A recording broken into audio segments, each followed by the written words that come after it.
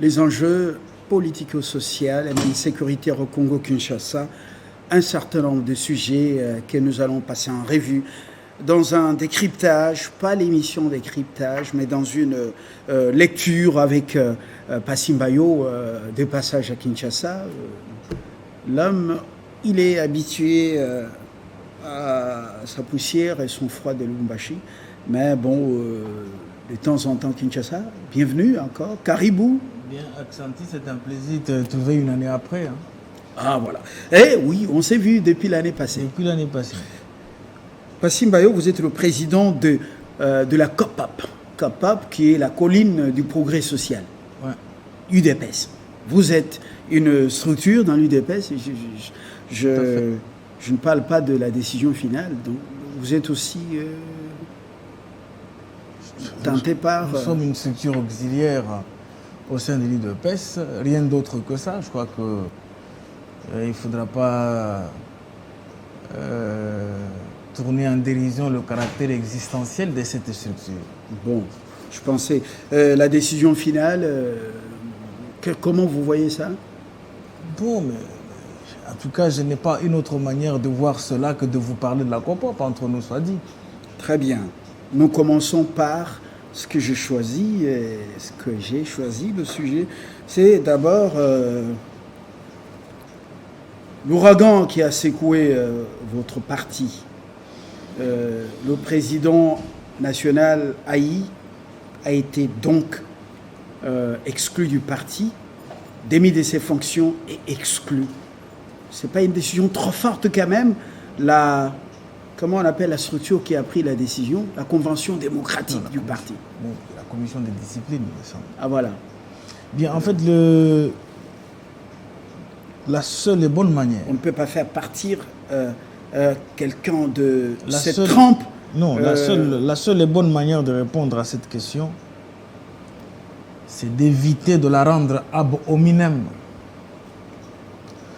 Je voudrais en somme simplement vous dire que l'UDPS est un parti politique idéologique.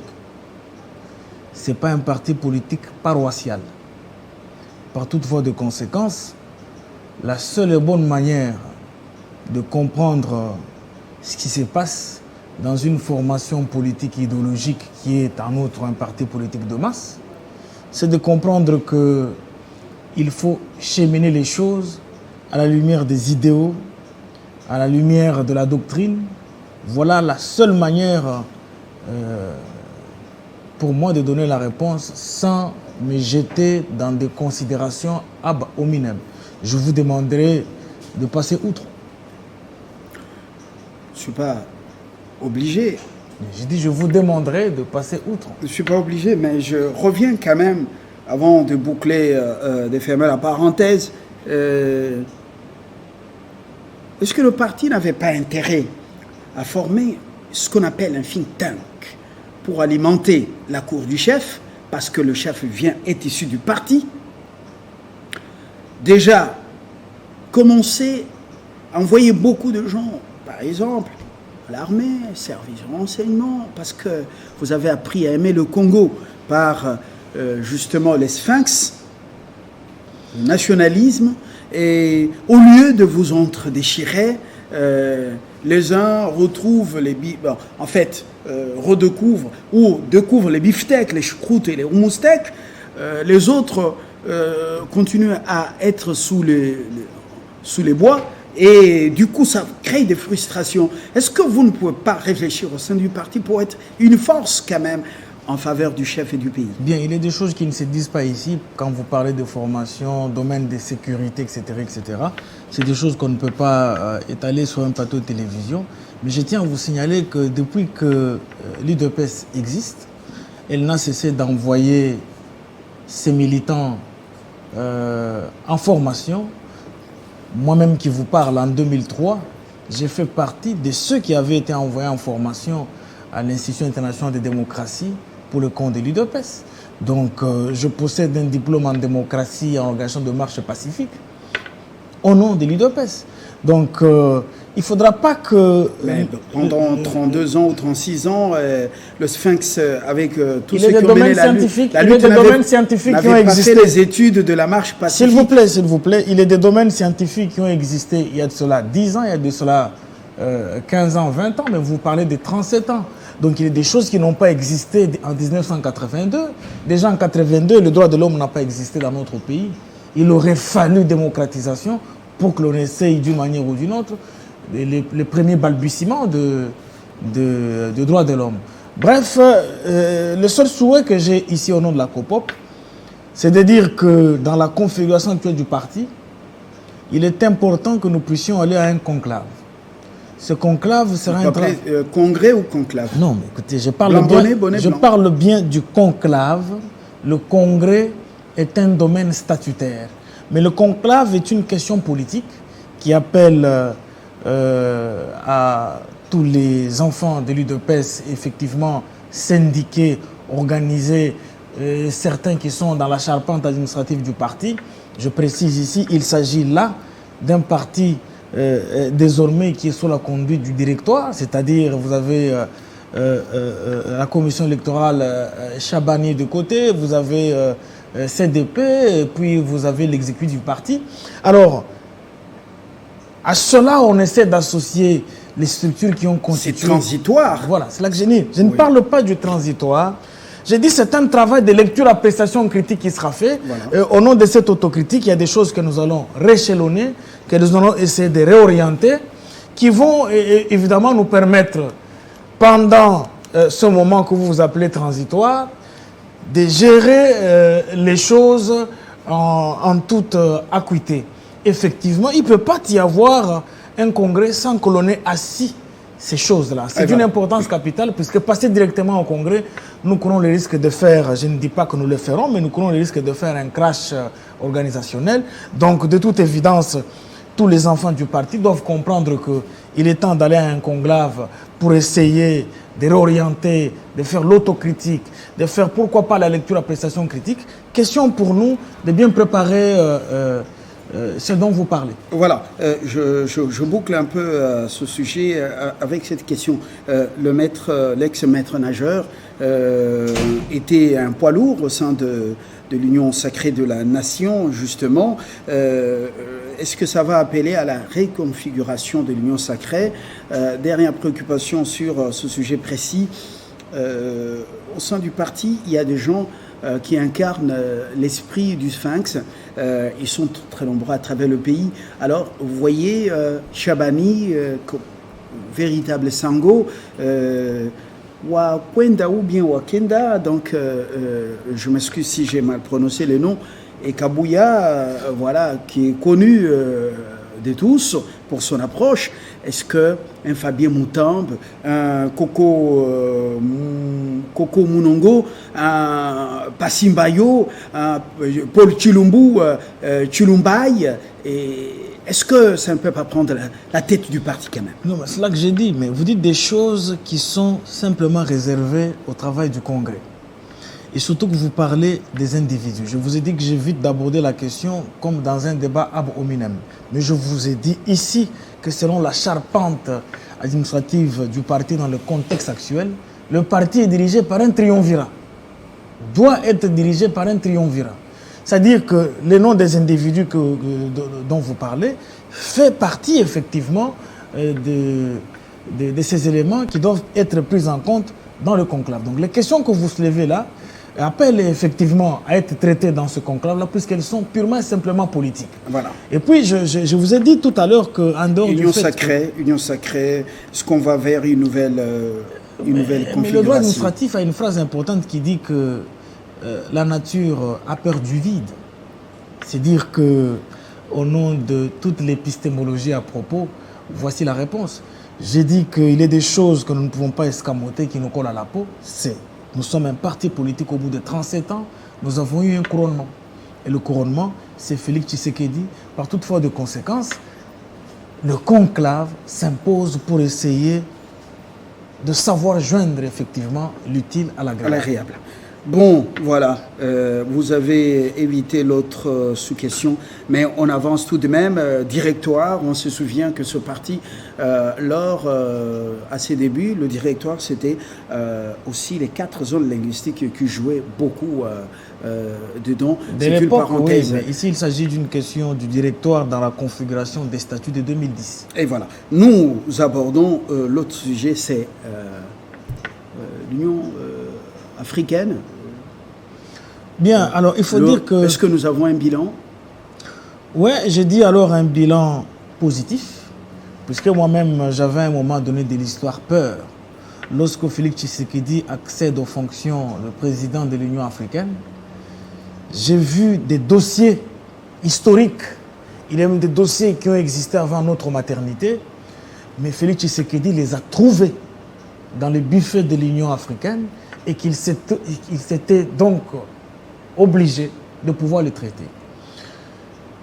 C'est vrai qu'il est un dossier qui transcende les générations. C'est le dossier du Sahara occidental. Le conflit dans le Maghreb sur la question du Sahara occidental a pris des proportions dogmatiques. Conflit entre l'Égypte Non, conflit entre le Maroc et l'Algérie. L'Algérie qui se veut protecteur du Sahara occidental, qui est une ex-colonie espagnole.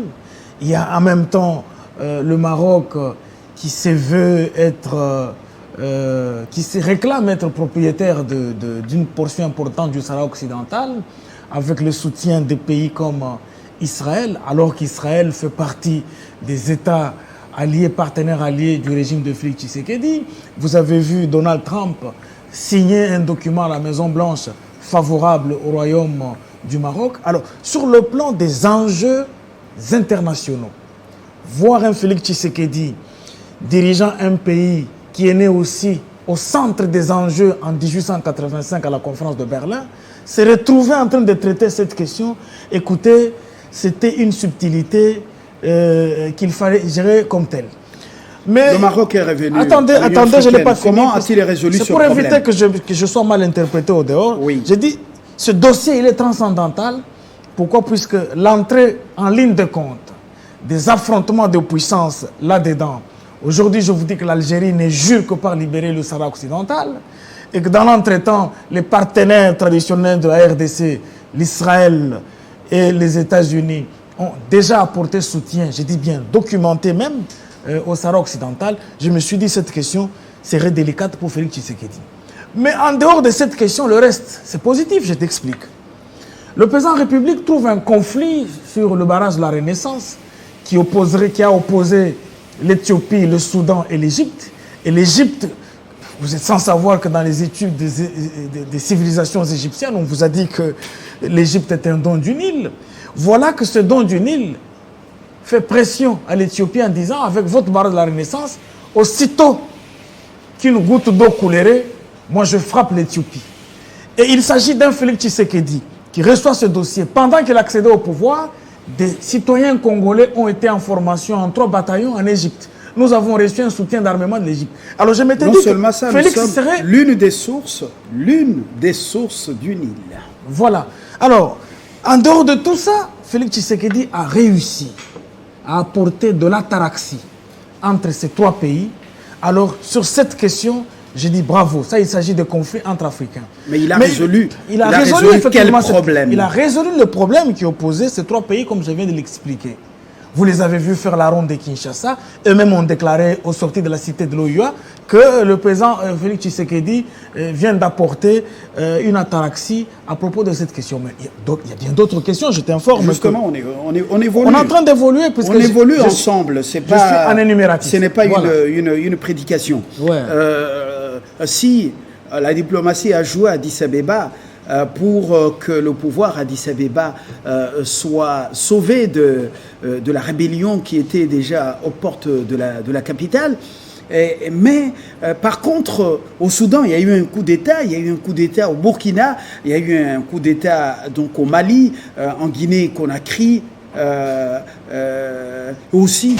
Donc il y a eu ce qu'il y a eu au Tchad. Alors là, encore un bilan. Alors écoute, j'ai entendu... un bilan élogieux. J'ai entendu des détracteurs analyser la chose par le dos de la cuillère, en disant par exemple que le mandat du président de la République serait un échec du fait des coups d'État africains. Mais moi j'ai dit que les gens doivent arrêter de jouer à la folie dans la mesure où l'Union africaine n'est pas une organisation supranationale comme l'Union européenne. La nôtre est une organisation régionale qui mélange un peu de l'intégration et un peu de coopération. Lorsque vous êtes à l'Union africaine, vous êtes président, quand bien vous avez un exécutif qu'on appelle la Commission de l'Union africaine, vous ne portez pas atteinte à la souveraineté des États membres. Chaque État membre a son domaine de souveraineté, le domaine de la sécurité, le domaine des élections, le domaine de gestion de ces pays-là. Alors quand il y a coup d'État dans des États souverains, or le coup d'État est une question qui relève directement des questions souveraines des États, vous voulez que Félix Tshisekedi se comporte comme un État gendarme de tous les États africains? Non, nous ne sommes pas une organisation supranationale. Nous sommes une organisation. Mais on se limite à des condamnations. On se limite à des condamnations, à des exigences. La libération de tel ou tel président pris par les putschistes. Mais l'Union africaine a une force. Mais c'est là que je dis. Sur le continent, l'Égypte, c'est une force militaire. La force de une puissance militaire. S'il vous plaît, Fabien. L'Afrique du Sud, c'est une puissance militaire. S'il vous plaît, Fabien.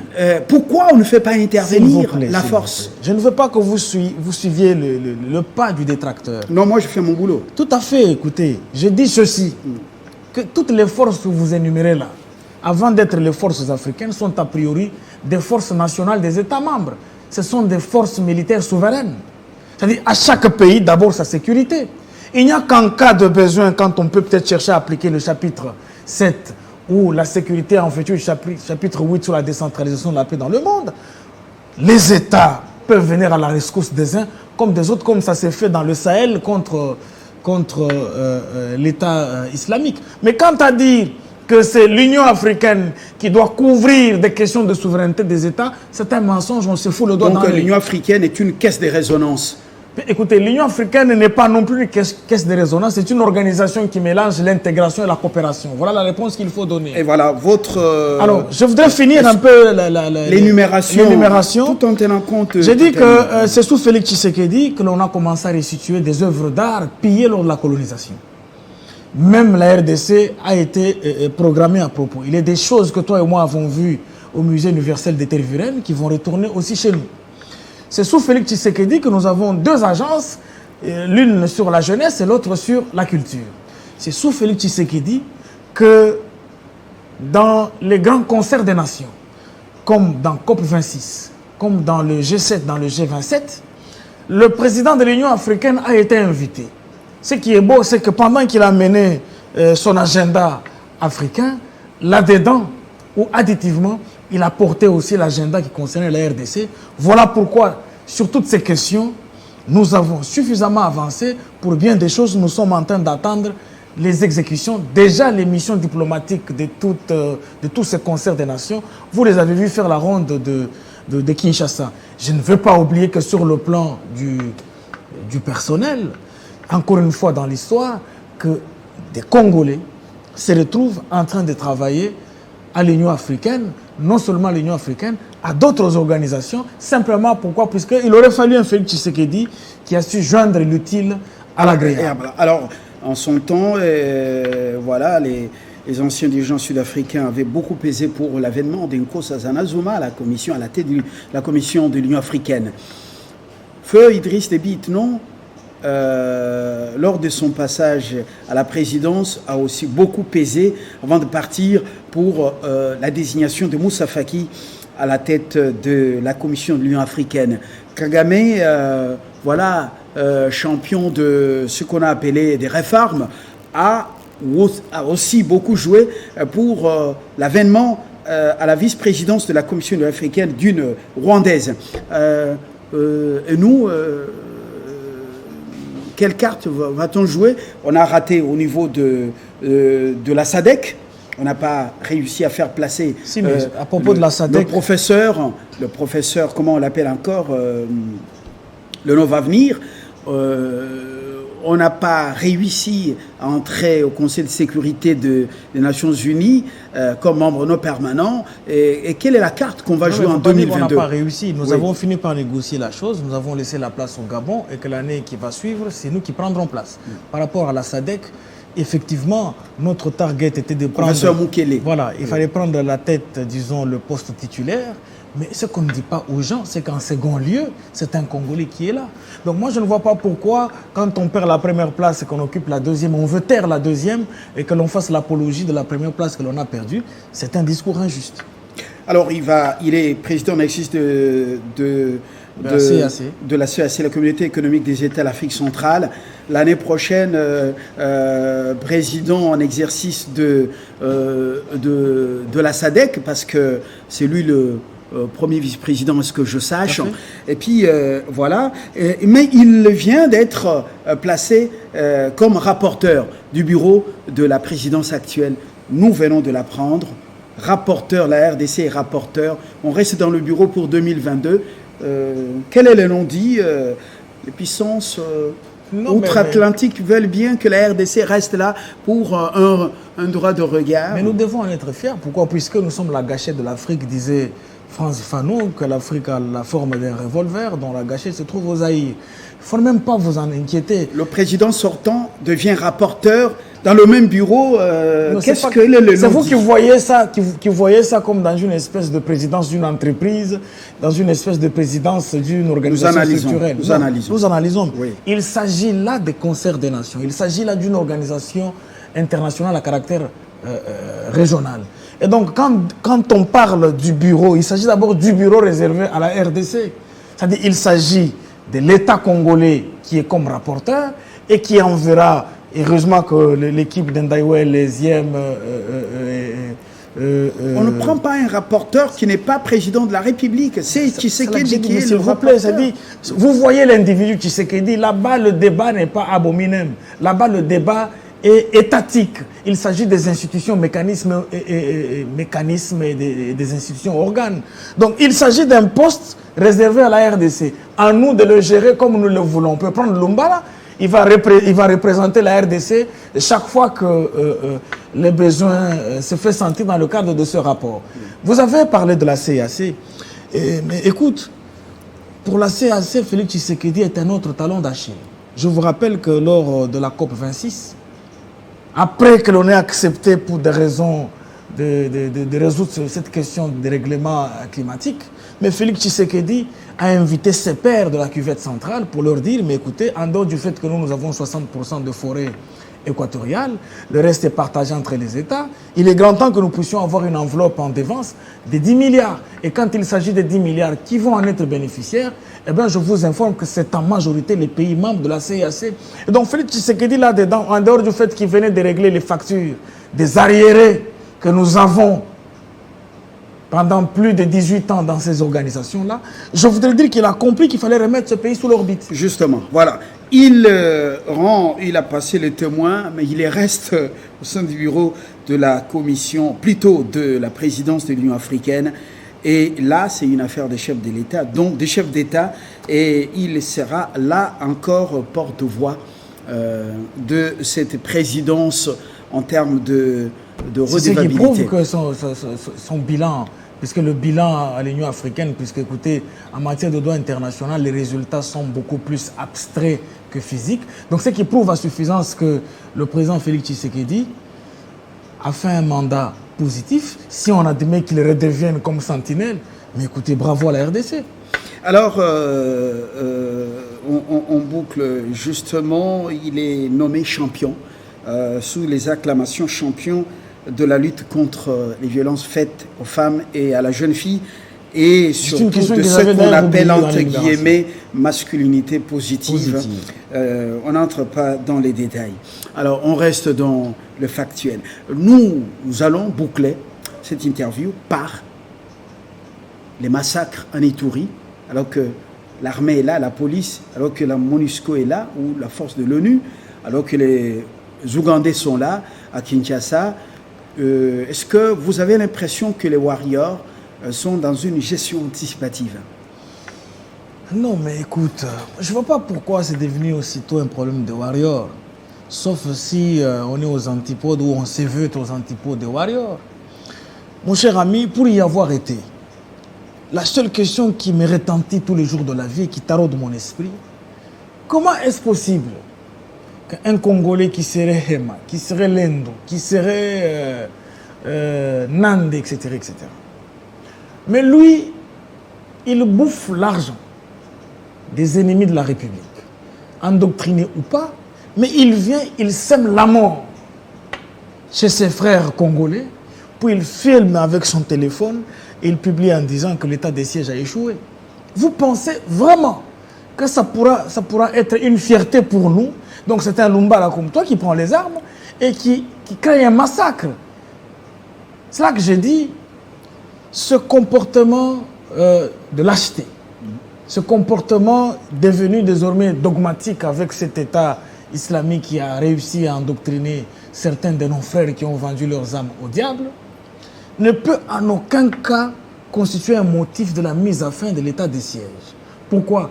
Puisque même dans les camps de concentration, nous avons des ennemis de la République qui demandent aussi de l'aumône, qui demandent quoi mettre sous la dent.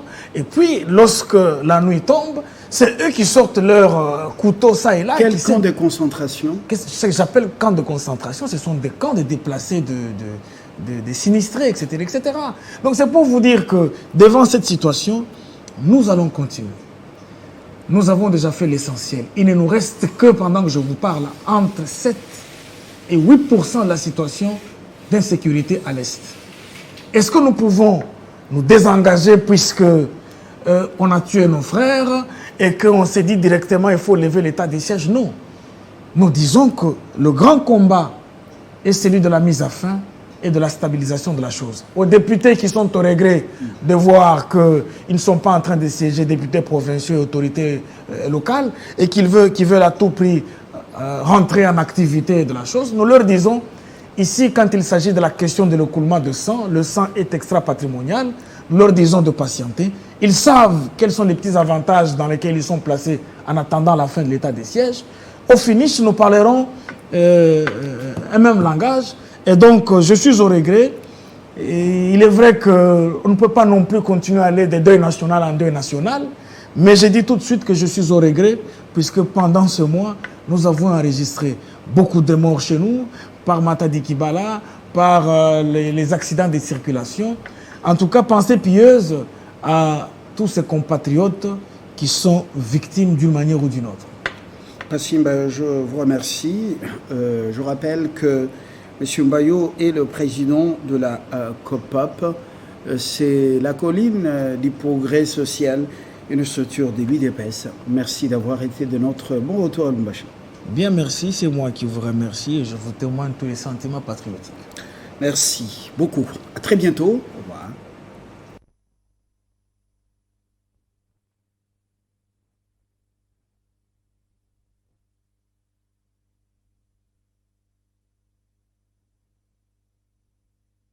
Au revoir.